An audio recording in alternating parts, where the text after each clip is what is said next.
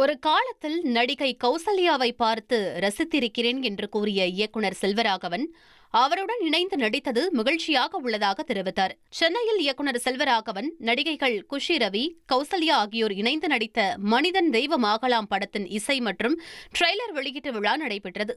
இந்நிகழ்ச்சியில் பேசிய செல்வராகவன் படப்பிடிப்பு தளத்தில் நடந்தவற்றை கலகலப்பாக பகிர்ந்து கொண்டார். கௌசல்யா மேம், என்னங்க சொல்றது, நாங்கள் அப்படியே பார்த்து சொல்லு ஊற்றிருக்கோம்.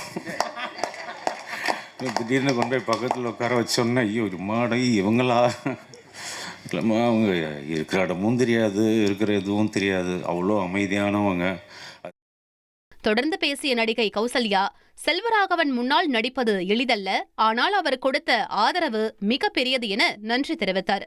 மேலும் நீண்ட இடைவெளிக்கு பிறகு இந்த படத்தில் நடனமாடியதாகவும் கூறினார்.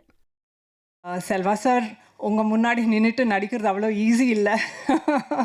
பட் அவ்வளோ கம்ஃபர்ட் கொடுத்தீங்க. ஸோ ஈஸியாக வந்துருச்சு சில விஷயங்கள். மியூசிக் ஏகே பிரியன், உங்களை இன்னைக்கு நான் சந்தித்தேன். அண்ட் நீங்கள் இது உங்கள் டெபியூ படம்னு சொன்னாங்க. அப்படி தெரில, because the songs so nice. ரொம்ப நாள் கழித்து நான் டான்ஸ் பண்ணேன். அது உங்கள் சாங்குக்கு தான் டான்ஸ் பண்ணியிருக்கேன். So it is lovely. Cinema உலகை ஃப்ரேம் பை ஃப்ரேம் படம் பிடித்து காட்டும் தந்தி சினிமா சேனலை இப்போவே சப்ஸ்கிரைப் பண்ணுங்க.